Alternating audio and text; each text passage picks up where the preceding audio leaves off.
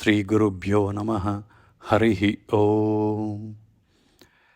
ಮನುಷ್ಯ ತನ್ನ ಜೀವನದ ಪೂರ್ತಿ ತಾನು ಬಯಸಿದ ಸುಖವನ್ನು ಪಡೆಯಲು ಹಾಗೂ ತನಗೆ ಇರುವ ದುಃಖವನ್ನು ಕಳೆದುಕೊಳ್ಳಲು ಪ್ರಯತ್ನ ಪಡ್ತಾ ಇರ್ತಾನೆ.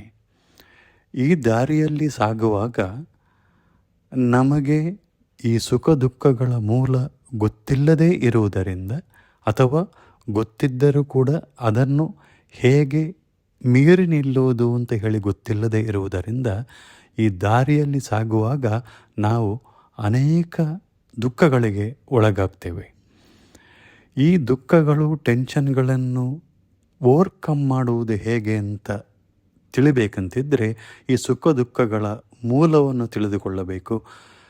ಇದರ ಬಗ್ಗೆ ವಿಷ್ಣು ಪುರಾಣದಲ್ಲಿ ಬಂದಂತಹ ಒಂದು ಶ್ಲೋಕದ ಸುಂದರ ವಿವರಣೆಯನ್ನು ಗುರುಗಳಾದ ಶ್ರೀ ಬನ್ನಂಜೆ ಗೋವಿಂದಾಚಾರ್ಯರ ಧ್ವನಿಯಲ್ಲಿ ಕೇಳೋಣ.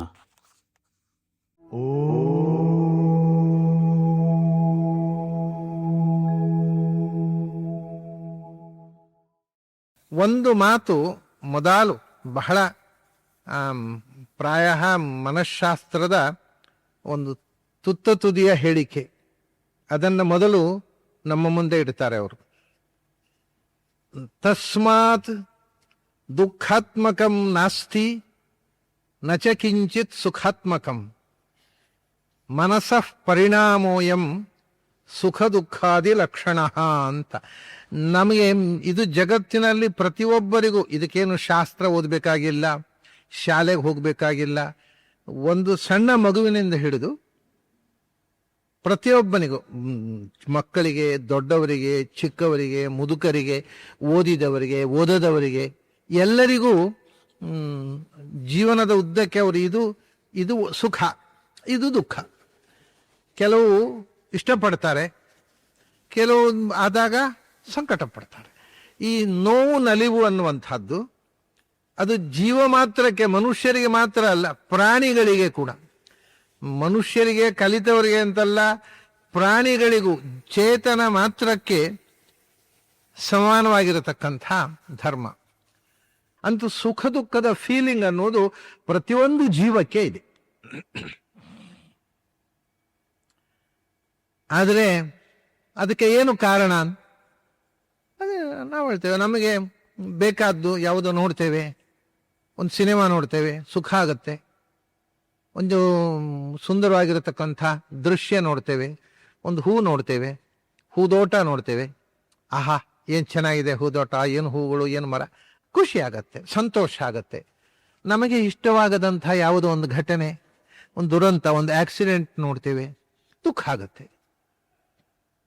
ಆದ್ದರಿಂದ ಸುಖ ದುಃಖದ ಬಗ್ಗೆ ನಮ್ಮದೇ ಆದ, ಪ್ರತಿಯೊಬ್ಬನಿಗೂ ಅವನದ್ದೇ ಆದ ಕಲ್ಪನೆಗಳಿದೆ ಮತ್ತು ಅವನದನ್ನು ದೃಢವಾಗಿ ನಂಬುತ್ತಾನೆ. ಯಾರೂ ಕೂಡ ಸುಖ ದುಃಖಗಳಿಗೆ ಒಂದು ನಿಯತಿ ಇಲ್ಲ ಅಂತ ಹೇಳಿದ್ರೆ ಯಾರೂ ಒಪ್ಪೋದಿಲ್ಲ. ಸುಖ ಅಂದ್ರೆ ಇದು, ದುಃಖ ಅಂದ್ರೆ ಇದು ಹೇಳಿಕೊಂಡು ಮೂಲಭೂತವಾಗಿ ಈ ಕಾನ್ಸೆಪ್ಟೇ ತಪ್ಪು ಅಂತ ಹೇಳ್ತದೆ ವಿಷ್ಣು ಪುರಾಣ. ಇದು ಎಲ್ಲ ಕಡೆಗೂ ಬರುತ್ತೆ. ಇದು ವಿಷ್ಣು ಪುರಾಣದಲ್ಲಿ ಬಹಳ ರೋಚಕವಾಗಿ ಹೇಳಿದ್ದಾರೆ ಇದನ್ನ. ತಸ್ಮಾತ್ ದುಃಖಾತ್ಮಕಂ ನಾಸ್ತಿ, ಜಗತ್ತಿನಲ್ಲಿ ದುಃಖ ಕೊಡತಕ್ಕಂಥ ಒಂದು ವಸ್ತು, ಅದರಿಂದ ನನಗೆ ದುಃಖ ಆಯ್ತು. ನಾವು ಹೇಳೋ ಯಾವಾಗಲೂ ದುಃಖ ನನಗೆ ಆಯಿತು ಅಂತಲ್ಲ, ಅದರಿಂದ, ಆ ಇನ್ಸಿಡೆಂಟಿನಿಂದಾಗಿ, ಆ ವ್ಯಕ್ತಿಯಿಂದಾಗಿ ನನಗೆ ದುಃಖ. ದುಃಖ ಅನ್ನೋದು ಇನ್ಯಾರೊಬ್ಬರು ಕೊಡುವುದು ಅಂತ. ದುಃಖಾತ್ಮಕಂ ನಾಸ್ತಿ, ನಮಗೆ ದುಃಖ ಕೊಡುವ ವಸ್ತು ಅಂತ ಒಂದು ಜಗತ್ತಿನಲ್ಲಿ ಇಲ್ಲ. ಹಾಗೇನೆ ನಚ ಕಿಂಚಿತ್ ಸುಖಾತ್ಮಕಂ, ದುಃಖ ಕೊಡುವುದು ಸುಖ ಕೊಡುವುದು ಅಂತಿಲ್ಲ. ಮತ್ತೆ ದುಃಖ ಪಡುವುದು ಸುಖ ಪಡುವುದು ಇರುವುದು, ದುಃಖ ಕೊಡುವುದು ಸುಖ ಕೊಡುವುದು ಅಂತ ಒಂದು ಸಂಗತಿ ಇಲ್ಲ. It's beautiful, highest psychology. ಸುಖ ಕೊಡುವುದು ಅಂತ ಒಂದಿಲ್ಲ. ಯಾಕೆ ಅಂದರೆ, ಯಾವುದು ಸುಖ ಕೊಡುವುದು, ಪಟ್ಟಿ ಕೊಡು ನನಗೆ ಅಂತಾರೆ ಅವರು. ಯಾವುದು ಸುಖ ಕೊಡುತ್ತೆ? ಅದು ಫ್ಯಾನಿನ ಗಾಳಿ ಸುಖ ಕೊಡುತ್ತೆ, ಹೌದಾ? ಚಳಿಗಾಲ ಬರಲಿ, ನೀನು ಫ್ಯಾನ್ ಆಫ್ ಮಾಡಿ ಅಂತ ಹೇಳ್ತು, ದುಃಖ ಕೊಡುತ್ತಲ್ವ ಅದು?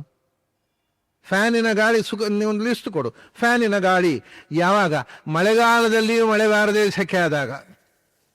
ಅದೇ ಚಳಿಗಾಲದಲ್ಲಿ ಫ್ಯಾನ್ ಆಗಿದ ಒಳ್ಳೆ, ಸ್ವಾಮಿ ಅದನ್ನು ಸ್ವಲ್ಪ ಆಫ್ ಮಾಡಿಸಿ ಕೂತ್ಕೊಳ್ಳಿಕ್ಕೆ, ಅವಳು ಚಳಿ ಆಗುತ್ತೆ ಅಂತ ಹೇಳ್ತೇವೆ, ಆವಾಗ ದುಃಖ ಆಗತ್ತೆ. ಹಾಗಾದ್ರೆ ಫ್ಯಾನು ಸುಖ ಕೊಟ್ಟದ್ದು ದುಃಖ ಕೊಡೋದು? ಎರಡೂ ಓಡುತ್ತೆ. ಹಾಗಾದ್ರೆ ಫ್ಯಾನ್ನ ಗಾಳಿ ಸುಖ ಅಲ್ಲ. ಮತ್ತೆ ಬದರಿ ಹೋದಾಗ ತುಂಬ ಚಳಿ ಆಯಿತು, ಕಂಬಳಿ ಹೊತ್ತುಕೊಂಡೆವು, ಸುಖ ಆಯಿತು. ಅದೇ ಕಂಬಳಿಯನ್ನು ಮೇ ತಿಂಗಳಲ್ಲಿ ಮದ್ರಾಸ್ನಲ್ಲಿ ಹೊತ್ತುಕೊಂಡ್ರೆ ತೆಗೆದು ಬೀಸಾಡೋ ದುಃಖ ಆಯಿತು. ಹಾಗಾದರೆ ಕಂಬಳಿ ಸುಖವೋ ದುಃಖವೋ? ಯಾವುದೂ ಸುಖವನ್ನು ಕೊಡುವುದಿಲ್ಲ, ದುಃಖವನ್ನು ಕೊಡುವುದಿಲ್ಲ. ಯಾವುದು ನಿನಗೆ ಇಷ್ಟವಾಗುತ್ತೋ ಅದು ನಿನಗೆ ಸುಖ ಕೊಡುತ್ತೆ. ಯಾವುದನ್ನು ನೀನು ಇಷ್ಟಪಡ್ತೀಯೋ ಅದು ನಿನಗೆ ಸುಖ ಕೊಡುತ್ತೆ. ನೀನು ಇಷ್ಟಪಡದೇ ಇದ್ದಾಗ ಅದೇ ವಸ್ತು ನಿನಗೆ ದುಃಖ ಕೊಡುತ್ತೆ. ಈ ನೀವು ನೋಡ್ತೀರಿ, ನಮ್ಮ ದೇಶದಲ್ಲಿ ಉಂಟು, ಈ ವಿದೇಶದಲ್ಲಿ ಮದುವೆ ಮಾಡಿಕೊಳ್ಳುತ್ತಾರೆ. ಸರಿ, ಮದುವೆ ಮಾಡ್ಕೊಂಡು 1 ವರ್ಷ ಭಾರೀ ಆನಂದವಾಗಿರುತ್ತಾರೆ. 1 ವರ್ಷ ಆದ ಕೂಡಲೇ ಗಂಡನಿಗೆ ಹೆಂಡತಿ ಮೇಲೆ ಇಷ್ಟ ಇಲ್ಲ, ಹೆಂಡತಿ ಗಂಡನ ಮೇಲೆ ಇಷ್ಟ ಇಲ್ಲ, ಡಿವೋರ್ಸ್. ನನಗೆ ಅವನು ಬೈತಾನೆ, ಹೊಡಿತಾನೆ, ಬಲಾತ್ಕಾರ ಮಾಡ್ತಾನೆ ಅಂತ ಹೆಂಡತಿ ಅಪ್ಲಿಕೇಶನ್ ಕೊಡ್ತಾಳೆ ಕೋರ್ಟ್ಗೆ. ಇವನು 1 ವರ್ಷ ಇಷ್ಟ ಆಗಿದ್ದ ವಸ್ತು ನೆಕ್ಸ್ಟ್ ಇಯರ್ ಅನಿಷ್ಟ ಆಯ್ತದೆ. ಯಾಕೆಂದ್ರೆ ಮತ್ತೊಂದು ಹುಡುಗಿಗೆ ಗುರುತಾಯ್ತು ಅವನಿಗೆ, ಬೇಡ. ಹಾಗಾದ್ರೆ ಯಾವುದು ಇಷ್ಟ, ಯಾವುದು ಸುಖ, ಯಾವುದು ಅಸುಖ? ಏನಿಲ್ಲ, ನಾನು ಯಾವುದನ್ನು ಸುಖ ಅಂತ ಹಚ್ಚಿಕೊಂಡೇನೋ ಅದು ಸುಖ, ಯಾವುದನ್ನು ದುಃಖ ಅಂತ ತಿಳ್ಕೊಂಡು ಅದು ದುಃಖ, ಯಾವುದು ನನಗೆ ಬೇಡ ಅಂತ ಕಂಡಿತು ಅದು ದುಃಖ ಕೊಡೋದು, ಯಾವುದು ಬೇಕು ಅಂತ ಕೊಂಡಿದ್ದು ಅದು ಸುಖ ಕೊಡೋದು ಅಷ್ಟೇ. ಈ ಬೇಕು ಬೇಡಗಳು ನಮಗೆ ಬದಲಾಗ್ತಾ ಇರ್ತವೆ. ಇವತ್ತು ಬೇಕು ಅಂತ ಕಂಡ ನಾಳೆ ಬೇಡ ಅಂತ ಕಾಣುತ್ತೆ, ಈಗ ಬೇಕಾ ಅಂತ ಕಂಡದ್ದು ಇನ್ನೊಂದು ಕ್ಷಣದಲ್ಲಿ ಬೇಡ ಅಂತ ಕಾಣುತ್ತೆ. ಹಾಗಾಗಿ ನನಗೆ ಬೇಕು ಅಂತ ಕಂಡದ್ದು ಇನ್ನೊಬ್ಬರಿಗೆ ಬೇಡ ಅಂತ ಕಾಣುತ್ತೆ. ಆದ್ರಿಂದ ಜಗತ್ತಿನಲ್ಲಿ ಸುಖ ಕೊಡುವ ವಸ್ತು ಮತ್ತು ದುಃಖ ಕೊಡುವ ವಸ್ತು ಅಂತ ಯಾವುದೂ ಇಲ್ಲ. ಯಾವುದರಿಂದಲೂ ನೀನು ಸುಖ ಪಡಬಹುದು, ಯಾವುದರಿಂದಲೂ ನೀನು ದುಃಖ ಪಡಬಹುದು. ನೀನು ಅದನ್ನು ಇಷ್ಟಪಟ್ಟರೆ ಖುಷಿ ಆಗ್ತದೆ. ನೀನು ಅದನ್ನು ಇಷ್ಟಪಡದೆ ಅಯ್ಯೋ ಅದು ಬೇಡ ಇತ್ತು ಅಂತ ಕಂಡ್ರೆ ದುಃಖ ಆಗತ್ತೆ. ಹಾಗಾದ್ರೆ ಅದೇ ಸುಖ ಕೊಡುವುದು ದುಃಖ ಕೊಡುವುದು ಅಂತ ಸಂಗತಿ ಇಲ್ಲ. ಬರೇ ಇರುವುದು ಸುಖ ಪಡುವುದು ದುಃಖ ಪಡುವುದು ಅಷ್ಟೇ. ಕೊಡುವುದಿಲ್ಲ, ಅದು ಪಡುವುದು, ನಾನು ಅನುಭವಿಸುವುದು ಅಷ್ಟೇ. ಅದರಿಂದ ದುಃಖ ಕೊಡುವ ವಸ್ತು, ಸುಖ ಕೊಡುವ ವಸ್ತು ಅಂತ ಜಗತ್ತಿನಲ್ಲಿ 2 ವಸ್ತುಗಳೇ ಇಲ್ಲ. ತಸ್ಮಾತ್ ದುಃಖಾತ್ಮಕಂ ನಾಸ್ತಿ ನಚ ಕಿಂಚಿತ್ ಸುಖಾತ್ಮಕಂ. ಯಾವುದೂ ಸುಖವನ್ನು ಕೊಡುವುದಿಲ್ಲ, ಯಾವುದೂ ದುಃಖವನ್ನು ಕೊಡುವುದಿಲ್ಲ. ಆದರೆ ನೀನು ಯಾವುದರಿಂದಲೂ ಸುಖ ಪಡಿಬಹುದು, ಯಾವುದರಿಂದಲೂ ದುಃಖ ಪಡಿಬಹುದು. ಅದೇ ರೀತಿ ಸುಖ ಮತ್ತು ದುಃಖ, ನಾವು ಇದು ಖುಷಿ, ಇದು ಒಳ್ಳೆಯದು ಅಂತ ತಿಳ್ಕೊಂಡ್ರೆ ಸುಖ. ಯಾಕೆಂದರೆ ಭಗವಂತನ ಸೃಷ್ಟಿಯಲ್ಲಿ ಏನಿದೆ ಅದು ಎಲ್ಲವೂ ಸುಂದರ, ಏನು ನಡೆಯುತ್ತದೆ ಅದು ಎಲ್ಲವೂ ಮಂಗಳ, ಅಶುಭ ಇಲ್ಲ ಅಂತ ತಿಳ್ಕೊಂಡವನಿಗೆ ಯಾವುದು ಕೆಟ್ಟದ್ದು ಅನಿಸುವುದಿಲ್ಲ, ಯಾವುದರಿಂದ ದುಃಖ ಆಗುವುದಿಲ್ಲ. ಹಾಗಾದರೆ ಒಂದು ದುಃಖ ಆಗಲಿಕ್ಕೆ ಅಥವಾ ಒಂದು ಸಂತೋಷ ಆಗಲಿಕ್ಕೆ, ಕೆಟ್ಟದ್ದು ಒಳ್ಳೆಯದು ಅನಿಸ್ಲಿಕ್ಕೆ ನಮ್ಮ ಕಾನ್ಸೆಪ್ಟ್ ಕಾರಣ ಹೊರತು ಆ ವಸ್ತು ಕಾರಣ ಅಲ್ಲ. ಸೊ ಸುಖ ದುಃಖ is A conceptual, it is not real. ಒಂದು ವಸ್ತುವಿನಲ್ಲಿ ಇರುವ ಕ್ವಾಲಿಟಿ ಅಲ್ಲ, ಅದನ್ನು ಯು ಹೌ ಕನ್ಸೀವ್ ಇಟ್ ಅದರ ಮೇಲೆ ಇದೆ. ವಸ್ತುವನ್ನು ನೀನು ನಿನ್ನ ಗ್ರಹಣ ಶಕ್ತಿಯ ಮೇಲೆ ನಿನಗೆ ಇಷ್ಟ, ನಿನ್ನ ಅನಿಷ್ಟಗಳಿರುವಂಥ. ಹಾಗಾದರೆ ಪ್ರತಿಯೊಂದು ಕಡೆ ಜಗತ್ತಿನಲ್ಲಿ ನಿಜವಾಗಿ ಸುಖ ಕೊಡತಕ್ಕ ವಸ್ತು ದುಃಖ ಕೊಡತಕ್ಕ ವಸ್ತು ಅಂತ ಇಲ್ಲ. ಯಾವುದರಿಂದಲೂ ನೀನು ಸುಖ ಪಡಬಹುದು, ಸುಖ ಕೊಡುವ ವಸ್ತುವಿನಿಂದಲೇ ನೀನು ದುಃಖವೂ ಪಡಬಹುದು. ಅದು ನೀನು ಅದನ್ನು ಹೇಗೆ ಗ್ರಹಿಸ್ತೀಯ ಅನ್ನೋದರ ಮೇಲೆ ಇರುವಂಥದ್ದು. ಯಾಕೆ? ಮನಸಃ ಪರಿಣಾಮೋಯಂ. ಸುಖ ಮತ್ತು ದುಃಖ ಅನ್ನೋದು ಇಟ್ ಈಸ್ ಪ್ಯೂರ್ಲಿ ಸೈಕಲಾಜಿಕಲ್. ಮನಸಃ ಪರಿಣಾಮ ಅಂದರೆ ಅದು ಮಾನಸಿಕವಾದ ಒಂದು ಕಲ್ಪನೆ ಹೊರತು ಅದು ವಸ್ತುಸ್ಥಿತಿಯಾಗಿ ಆ ವಸ್ತುವಿನಿಂದ ಬರುವಂತಹದ್ದು. ಆ ವಸ್ತುವಿಗೆ ಅದಕ್ಕೂ ಸಂಬಂಧ ಇಲ್ಲ, ಬಾಹ್ಯ ವಸ್ತುವಿಗೆ. ಆದ್ದರಿಂದ ಸುಖ ದುಃಖಾದಿ ಲಕ್ಷಣ ಮನಸಃ ಪರಿಣಾಮೋಯಂ ಅಂತ. ಇದಕ್ಕೆ ಒಂದು ಕಥಾಸರಿತ್ ಸಾಗರದಲ್ಲಿ ಒಂದು ಕಥೆ ಇದೆ. ಏನು ಅಂದರೆ, ಒಂದು ಹಳ್ಳಿ ದಾರಿಯಲ್ಲಿ ಹೋಗ್ತಾ ಇರ್ತಾನೆ. ಹಳ್ಳಿ ದಾರಿಯಲ್ಲಿ ಹೋಗ್ತಾ ಇದ್ದಾಗ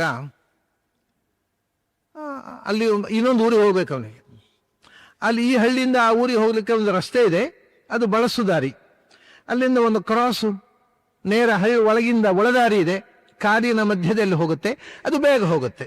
ಆದರೆ ಕಾಡಿನ ಮಧ್ಯದಲ್ಲಿ ಹೋಗುವ ದಾರಿ, ಯಾರೂ ಆ ದಾರಿಯಲ್ಲಿ ಹೋಗ್ತಾ ಇರಲಿಲ್ಲ.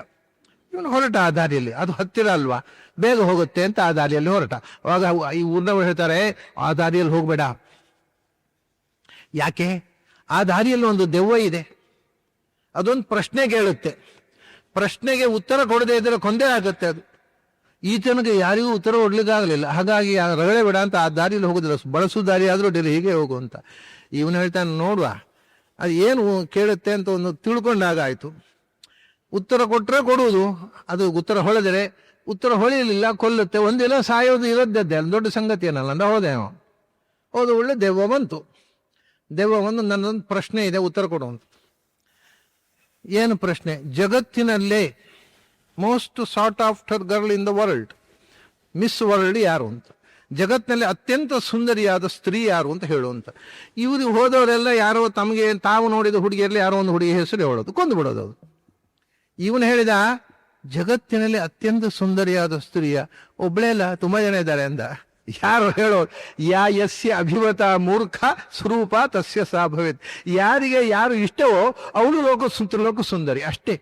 ಎಲ್ಲರಿಗೂ ನೀನು ಮೆಚ್ಚಿದ ಹೆಣ್ಣು ನಿನಗೆ ಸುಂದರಿ, ನಾನು ಮೆಚ್ಚಿದ ಹೆಣ್ಣು ನನಗೆ ಸುಂದರಿ ಅಷ್ಟೇ. ಅದರಿಂದ ಎಲ್ಲರಿಗೂ ಒಂದೇ ಉತ್ತರ ಇಲ್ಲ ಅದಕ್ಕೆ. ಅಷ್ಟಾದ ವೇಳೆ ದೆವ್ವ ಹೇಳುತ್ತಂತೆ, ಅಲ್ಲ ಕರೆಕ್ಟ್ ಉತ್ತರ ನಿನಗೆ ಒಬ್ಬರಿಗೆ ಗೊತ್ತಿರೋದು, ನಿನ್ನನ್ನು ಕೊಲ್ಲೋದಿಲ್ಲ ಹೋಗು ಅಂತ ಹೇಳ್ತು ಅಂತ. ಅಂದರೆ ಸೌಂದರ್ಯ ಆ ವಸ್ತುವಿನಲ್ಲಿರುವುದಕ್ಕಿಂತ ಹೆಚ್ಚು ನಮ್ಮ ಕಲ್ಪನೆಯಲ್ಲಿರುವಂಥದ್ದು. ನಾವು ಸುಂದರ ಸುಂದರ ಅಂತ ಕಲ್ಪಿಸಿಕೊಂಡ್ರೆ ಅಲ್ಲಿ ಸೌಂದರ್ಯ ಕಾಣುತ್ತೆ. ಏನಿದೆ ಮಣ್ಣು ಅದರಲ್ಲಿ? ಅದು ತ್ರಿವೃತಂ ಈಗ ಮಣ್ಣು ನೀರು ಬೆಂಕಿಯಿಂದ ಆದಂಥ ಒಂದು ಮಣ್ಣಿನ ಮುದ್ದೆ ಇದು ಈ ದೇಹ. ಅಂದರೆ ಏನು ಸೌಂದರ್ಯ ಮಣ್ಣು ಅಂತ ದಾಸರ ಹಾಡು ಕಲಿತು ಬಿಟ್ರೆ ಎಲ್ಲೋ ಹೊಲಸು ಕಾಣುತ್ತೆ. ಹಾಗೇನೆ ಪ್ರತಿಯೊಂದು ಕೂಡ ಅದು ನಮ್ಮ ಕಾನ್ಸೆಪ್ಟ್ಗೆ ತಕ್ಕಂತೆ ಪ್ರಪಂಚವನ್ನ ನಾವು ಅರ್ಥ ಮಾಡ್ತೇವೆ. ವಸ್ತುತಃ ಅದು ಪ್ರಪಂಚದಲ್ಲಿ ಇರುವಂಥದ್ದಲ್ಲ, ನೀನು ಕಲ್ಪಿಸಿಕೊಂಡಂಥ ನಿನ್ನ ಮಾನಸಿಕವಾದ ಭಾವನೆಗಳು. ಸೊ ನಮ್ಮ ವ್ಯವಹಾರದಲ್ಲಿ ಬಹುವಂಶ ಸೈಕಲಾಜಿಕಲ್ ಒಂದು ಅದು ಎಲ್ಲವೇ ಹೋಯ್ತು ಅಂದರೆ, ಆದ್ದರಿಂದ ನಾವು ಕಲ್ಪಿಸ್ಕೊಂಡು ಬಿಟ್ರೆ ನನಗೇನೋ ಕಾಯಿಲೆ ಇದೆ, ಯಾಕೆಂದ್ರೆ ದಿನದಿಂದ ದಿನಕ್ಕೆ ವೀಕ್ನೆಸ್ ಜಾಸ್ತಿ ಆಗ್ತಾ ಇದೆ, ಏನೋ ಒಂದು ಕಾಯಿಲೆ ಇರಬೇಕು ಅಂತ ನಾನು ಯೋಚನೆ ಮಾಡಲಿಕ್ಕೆ ಶುರು ಮಾಡಿದರೆ ಒಂದು ಕಾಯಿಲೆ ಶುರು ಆಗತ್ತೆ. ಇದು ಇವತ್ತು ತಿಳಿದ ಸಂಗತಿ. ಇದು ಕಡೆ ಡಾಕ್ಟ್ರ್ ಹತ್ರ ಹೋಗ್ತಾನೆ, ಡಾಕ್ಟ್ರು ನೋಡಿ ಎಲ್ಲ ಪರೀಕ್ಷೆ ಮಾಡಿ ನಿಮ್ಗೆ ಏನು ಕಾಯಿಲೆ ಇಲ್ಲ. ಡಾಕ್ಟ್ರಿಗೂ ಗೊತ್ತಾಗ್ತಾ ಇಲ್ಲ, ಏನೋ ಇದು ಶುರು ಮಾಡ್ತಾರೆ. ಯಾಕೆಂದ್ರೆ ಅವನ ಮನಸ್ಸು ಡಾಕ್ಟ್ರ್ ಹೇಳಿದ್ದನ್ನು ಡಿರೈವ್ ಮಾಡುತ್ತೆ. ಡಾಕ್ಟ್ರಿಗೂ ಗೊತ್ತಾಗದೆ ಏನೋ ಒಂದು ಕಾಯಿಲೆ ಇದೆ ಶುರು ಮಾಡ್ತಾರೆ. ಅದೇ ನಿಜವಾಗಿ ಕಾಯಿಲೆ ಇದೆ, ಆದರೆ I am perfectly all right, ನನಗೆ ಯಾವ ಕಾಯಿಲೆ ಇಲ್ಲ ಅಂತ ಮಾನಸಿಕವಾಗಿ ಸ್ಟ್ರಾಂಗ್ ಆಗಿಬಿಟ್ರೆ ತನ್ನಷ್ಟಕ್ಕೆ ಮನಸ್ಸೇ ಕ್ಯೂರಿಂಗ್ ಪ್ರೊಸೆಸ್ ಶುರು ಮಾಡುತ್ತೆ, ಗುಣ ಆಗಿಬಿಡುತ್ತೆ ಕಾಯಿಲೆ. ಹಾಗಾಗಿ ಅವ್ರು ಹೇಳಿದ್ರು, ಈ ಸುಖ ದುಃಖ ಎಲ್ಲ ನಿನ್ನ ಮಾನಸಿಕ ಭಾವನೆಗಳ ಮೇಲೆ ಇಡೀ ನಿನ್ನ ಬದುಕಿನ ಪಂಚಾಂಗ ಇದೆ. ಮನಸ್ಸಃ ಪರಿಣಾಮ, ಇದು ಬರೇ ಮನಸ್ಸಿನ ಆಟ. ಅದು ನಿನ್ನ ಮನಸ್ಸಿನ ಮೇಲೆ ನಿನ್ನ ನಿಯಂತ್ರಣ ಇದ್ರೆ ಎಲ್ಲವನ್ನೂ ಆನಂದವಾಗಿ ಪರಿವರ್ತಿಸಬಹುದು, ಇಲ್ಲ ಆನಂದವನ್ನು ನೋಡಿಯೂ ದುಃಖಿಸಬಹುದು.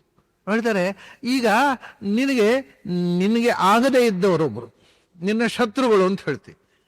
ಕೆಲವರು ಹೇಳ್ತಾರೆ, ಅವನು ಸತ್ರೆ ಒಂದು ಲೋಟ ಹಾಲು ಕುಡಿತೇನೆ, ಪಾಪ ಅವನ ಪೈಕಿಯವರಿಗೆಲ್ಲ ದುಃಖ ಆಗಿದೆ, ಇವನು ಇಷ್ಟು ಖುಷಿ ಏನಾಗೋದು? ಅವನು ಸತ್ರೆ ಒಂದು ಲೋಟ ಹಾಲು ಕುಡಿ, ಅದೇನು ಇವನು ಹಾಲು ಕುಡಿಯೋದು? ಹಾಗೆ ಮಾತಾಡುವಾಗ ಒಂದು ಎಚ್ಚರ ಬೇಕೇನಂದ್ರೆ, ನಾಳೆ ನಾನು ಸಾಯುವಾಗಲೂ ಉಳಿದವರು ಹಾಗೆ ಮಾತಾಡಬಾರದು, ಆದ್ದರಿಂದ ನಾನು ಇನ್ನೊಬ್ಬರಿಗೂ ಹಾಗೆ ಮಾತಾಡಬಾರ್ದು ಅನ್ನೋ ಎಚ್ಚರ ಬೇಕೋ ಬಿಡೋ ಇರೋದಿಲ್ಲ. ಯಾರೋ ನಮಗೆ ಆಗದವರು ಸತ್ತರೆ ಭಾರಿ ಖುಷಿ, ನಮಗೆ ಆಗುವವರು ಅಯ್ಯೋ ಹೋಗಿಬಿಟ್ರು ಅಂತ ಅಳುತ್ತೇವೆ. ಅದೇ ಆಗದವರು, ಇದೀಗ ಅರ್ಜುನನಿಗೆ ಶಸ್ತ್ರ ಸನ್ಯಾಸ ಮಾಡಿ ಅವನು ಏನು ಬೇಜಾರು ಗೊತ್ತುಂಟ? ನಮ್ಮ ಪೈಕಿಯವರು ಯಾರು ಸಾಯಬಾರದು, ಎದುರುಗಡೆಯವರು ಬಟ ಬಟ ಬಟ ಬಿದ್ದು ಸಾಯ್ಬೇಕು, ಹಾಗೆ ಆಗುವುದಿಲ್ಲಲ್ವ, ಅದರಿಂದ ಇದ್ದ ಬೇಡ ಅಂತ. ಎದುರುಗಡೆಯವರು ಬದುಕಿದರೂ ದುಃಖ ಅವನಿಗೆ, ತಮ್ಮ ಕಡೆಯವರು ಸತ್ರು ದುಃಖ. ಹಾಗಾದ್ರೆ ಬದುಕು ಸುಖವೋ ಸಾವು ಸುಖವೋ? ಬದುಕು ದುಃಖವೋ? ನಮಗೆ ಬೇಕಾದವರು ಬದುಕುವುದು ಸುಖ, ನಮಗೆ ಬೇಡಾದವರು ಸತ್ರ ಸುಖ ಆಗತ್ತೆ. ಇದು ಮನಸ್ಸಃ ಪರಿಣಾಮೋಯಂ, ಪ್ರತಿಯೊಂದು ಮಾನಸಿಕವಾದ ಕ್ರಿಯೆ. ಇದು ಈ ಪ್ರಪಂಚದ ಎಲ್ಲಿ ಹೋದರೂ ಇರತಕ್ಕಂಥ ಸಂಗತಿ, ವಿಶೇಷವಾಗಿ ಭೂಲೋಕದಲ್ಲಿ.